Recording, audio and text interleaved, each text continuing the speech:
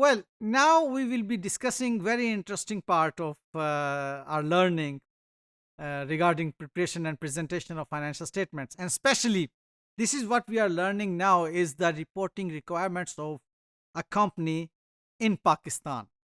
So we will be learning over here that how this IAS1, the preparation and presentation of financial statement, is complied over here, and which are the different types of companies, उनमें से कौन कौन सी company is obliged to follow which reporting requirements.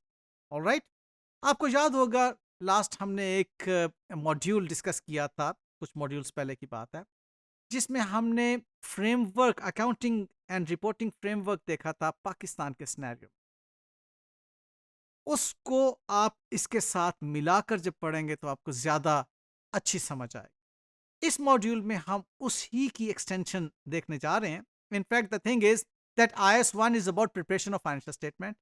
और मैंने last module में आपसे कहा कि ये तब ज्यादा अच्छी समझ आएगी जब कंपनी के सिनेरियो को हम ज़हन में लेकर आएंगे.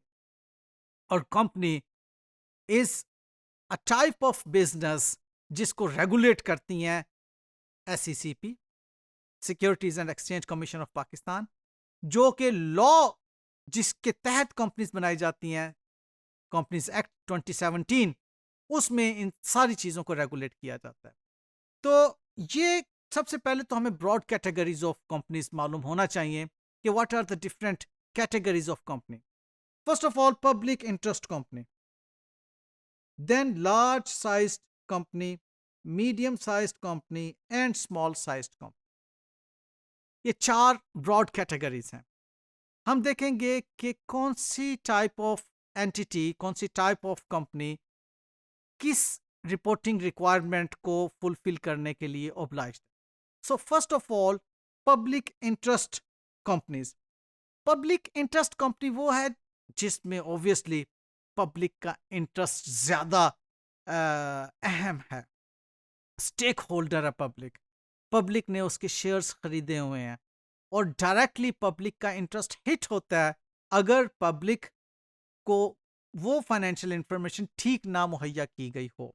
क्योंकि वही पब्लिक, याद रखिएगा, we have discussed they are three primary users of the financial statement और फाइनेंशियल इंफॉर्मेशन.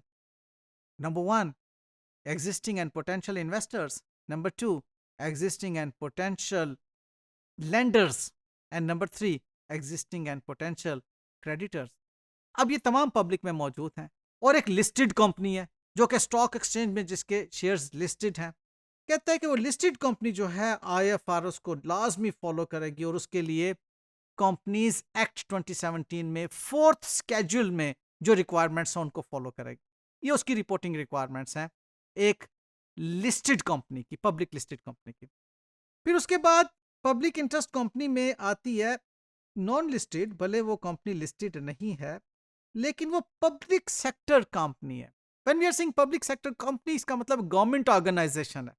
अब जो भी गवर्नमेंट ऑर्गेनाइजेशन, देखिए, government works for the public, okay, इसको पब्लिक सेक्टर एंटिटी कहते हैं. तो जो भी गवर्नमेंट ऑर्गेनाइजेशंस होंगी वो IFRS को भी फॉलो कर रही होंगी और फोर्थ स्केड्यूल को भी फॉलो कर रही होंगी. पाकिस्तान के सिनेरियो में बात कर रहे हैं. फिर public utility companies, for example हमारे पास गैस प्रोवाइडर्स हैं, सुई गैस, SNGPL, ठीक है, सुई गैस की जो कंपनी है. इसी तरह से आप देखते हैं कि हमारी इलेक्ट्रिक सप्लाई कंपनी है. ये पब्लिक यूटिलिटी कंपनीज हैं, पब्लिक को यूटिलिटी प्रोवाइड कर रही हैं. तो जो भी पब्लिक यूटिलिटी कंपनीज होंगी वो भी IFRS 5 को और फिफ्थ स्केड्यूल को फॉलो कर रही होंगी. ओके. और इसी तरह से कुछ कंपनीज ऐसी होंगी जिनके नंबर ऑफ मेंबर्स की बारे में या वैल्यू ऑफ एसेट के बारे में कंपनीज एक्ट प्रिस्क्राइब कर देगा, यानी कि rules, regulations, law, legislation prescribe कर देगा कि जी अगर इस हद तक, यानी कि ऑब्वियसली एक higher amount of number of members या higher amount of the net assets जो है उसकी वैल्यू डिटरमिन कर दी जाएगी जिसके पास इस हाई वर्थ का एसेट हो, या जो इस हाई नंबर ऑफ मेंबर्स की हामिल कंपनी होगी, वो पब्लिक इंटरेस्ट कंपनी कहलाएगी। तो जो पब्लिक इंटरेस्ट कंपनी होगी वो नॉन लिस्टेड अगर है, ऑब्वियसली वो नॉन लिस्टेड है, तो उसके जो हैं वो आईएफआरएस को रिक्वायरमेंट्स को फुलफिल करना लाजमी है, या वो फिफ्थ स्केड्यूल को फुलफिल कर रही होंगी। और इसी स्लाइड में हमने एक listed company, public limited listed company को देखा जो कि फोर्थ स्केड्यूल में ज्यादा स्ट्रिंजेंट रिक्वायरमेंट्स हैं उन कंपनीज को फॉलो करने के लिए, कि वो किस तरह से फाइनेंशियल स्टेटमेंट्स में क्या क्या इंफॉर्मेशन प्रोवाइड करेंगे। इसकी डिटेल फोर्थ स्केड्यूल जब हम कंपनीज को पढ़ेंगे उस वक्त कंपनीज की फाइनेंशियल स्टेटमेंट्स बाकायदा तौर पर पढ़ रहे होंगे, तो उसमें हम कुछ थोड़ा सा इसका तारुफ ज़रूर लेंगे। लेकिन बहरहाल अभी तक के लिए आप सिर्फ डिस्टिंक्शन जेन में रखें कि लिस्टेड कंपनीज फोर्थ स्केड्यूल को फॉलो कर रही हैं और नॉन लिस्टेड कंपनीज जो हैं फिफ्थ स्केड्यूल को फॉलो कर रही हैं, along with the applicable requirements of the IFRS, जो कि हमने एक मॉड्यूल में सीखा था, समझा था कि कैसे आईएफआरएस को पाकिस्तान के सिनेरियो में अडॉप्ट किया जाता है। नेक्स्ट है जी आपकी large sized companies. Large size company में एक तो आपकी नॉन लिस्टेड कंपनी आ जाती है, ठीक है, पब्लिक लिमिटेड कंपनी जो कि नॉन लिस्टेड है, जिसके अंदर यानी कि जिसके शेयर्स जो हैं स्टॉक एक्सचेंज में ट्रेड नहीं हो रहे, वो आईएफआरएस को फॉलो करेंगी और वो फिफ्थ स्केड्यूल को फॉलो करेंगी, ठीक है। अच्छा, इसकी कुछ क्राइटेरिया उन्होंने बताया हुआ है कि वो कौन सी नॉन लिस्टेड कंपनीज होंगी जिनको कि लार्ज साइज कंपनी कहा जाएगा, जिनका paid up capital is equal to और ग्रेटर देन 200 मिलियन रुपीस, और उनका टर्नओवर यानी कि सेल्स जो है इज ग्रेटर देन और इक्वल टू 1 बिलियन रुपीस, और जिनके पास एम्प्लॉयज 750 नंबर ऑफ एम्प्लॉयज से ज्यादा लोग वहां पे काम कर रहे हैं, उसको लार्ज स्केल कंपनी कहेंगे। आईएफआरएस को फॉलो करना लाजमी है और फिफ्थ स्केड्यूल के साथ। कुछ फॉरेन कंपनीज पाकिस्तान में काम कर रही होती हैं, वो किस सूरत में large scale large size company कहलाएंगी? अगर उनकी टर्नओवर सेल्स जो है 1 बिलियन के बराबर या उससे ज़्यादा है, वो भी आईएफआरएस और फिफ्थ स्केड्यूल को फॉलो करेंगी। और ऐसी नॉन लिस्टेड कंपनीज जो नॉट फॉर प्रॉफिट हैं अंडर सेक्शन 42 45 जो बनाई हुई हैं, वो एनुअल ग्रॉस रेवेन्यू उनका अगर इज इक्वल टू और ग्रेटर देन 200 मिलियन है, तो वो भी आईएफआरएस को फॉलो करेंगी। और उसके साथ ये कि आई कैप ने कुछ अकाउंटिंग स्टैंडर्ड्स बनाए नॉट फॉर प्रॉफिट ऑर्गेनाइजेशंस के लिए, वो उन नॉट फॉर प्रॉफिट ऑर्गेनाइजेशन के स्टैंडर्ड्स को फॉलो कर रही होंगी, ठीक है जी। All right, medium size company कौन सी है? नॉन लिस्टेड भी मीडियम साइज हो सकती है, या प्राइवेट लिमिटेड कंपनी भी मीडियम साइज हो सकती है, फॉरेन कंपनी भी मीडियम साइज हो सकती है। शर्त उसकी क्या है? ये कुछ शराइत लिखी हुई है कि paid up capital lesser than 200 million हो, टर्नओवर ये और है जिस भी में वो फॉल कर रहे हो, लेसर देन 1 बिलियन टर्नओवर है, या एम्प्लॉयज उनके जो हैं 750 से लेस हैं लेकिन 250 से ज़्यादा है, ठीक है।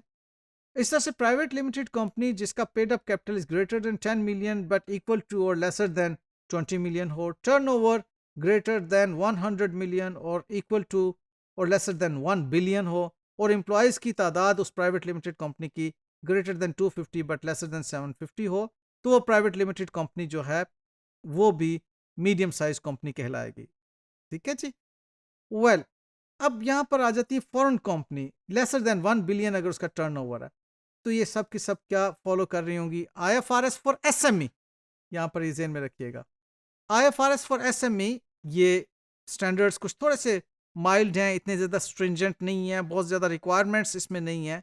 इन स्टैंडर्ड्स को फॉलो कर रही होंगी, और उसके साथ फिफ्थ स्केड्यूल जो कि कंपनीज एक्ट 2017 का स्केड्यूल है उसको फॉलो कर रही होंगी, ठीक है जी। वेल, और नॉन लिस्टेड कंपनीज जो कि नॉन प्रॉफिट ऑर्गेनाइजेशंस हैं, वो फिर क्या कर रही हैं? नॉन लिस्टेड, उनके लिए अकाउंटिंग स्टैंडर्ड्स हैं for not for profit entities. ये नॉट फॉर प्रॉफिट होती हैं, लेकिन उसका शर्त ये है कि लेसर देन 200 मिलियन उनका जो है, क्योंकि 200 मिलियन से ज़्यादा हो जाता है तो फिर वो उसकी लार्ज स्केल में वो आ जाती हैं। अब हम देखते हैं कि स्मॉल स्केल एंटिटीज़ जो हैं वो क्या हैं। स्मॉल साइज एंटिटीज़ जो हैं वो प्राइवेट लिमिटेड कंपनीज हैं जिनका पेड अप कैपिटल जो है वो 10 मिलियन से कम है, अप टू 10 मिलियन है, ओके। और टर्नओवर उनका लेस देन और इक्वल टू 100 मिलियन है, या एम्प्लॉयज़ की तादाद भी उनकी 250 से कम है, वो स्मॉल एंटिटीज हैं। अब स्मॉल एंटिटीज की भी एक रिक्वायरमेंट जो है वो वो आई कैप ने जो डिटर्मिन की हुई है, दैट इज रिवाइज किया आई कैप ने accounting and financial reporting standards for small size companies. उसको वो कहते हैं कि जी करेंगे। अब ये वो प्राइवेट लिमिटेड कंपनीज हैं जो कि स्मॉल साइज हैं, ठीक है।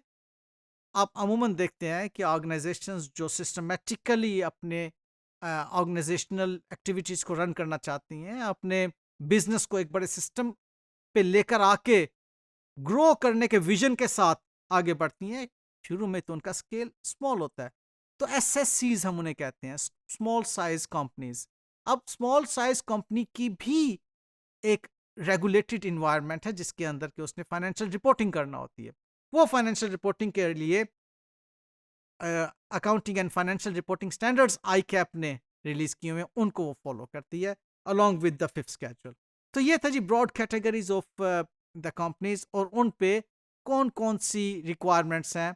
मोस्टली हम देख रहे हैं कि हम फोर्थ एंड फिफ्थ स्केड्यूल की रिक्वायरमेंट्स पूरी होना चाहिए। लार्ज स्केल या हमारी जो पब्लिक इंटरेस्ट कंपनीज हैं वो आईएफआरएस को फॉलो करती हैं।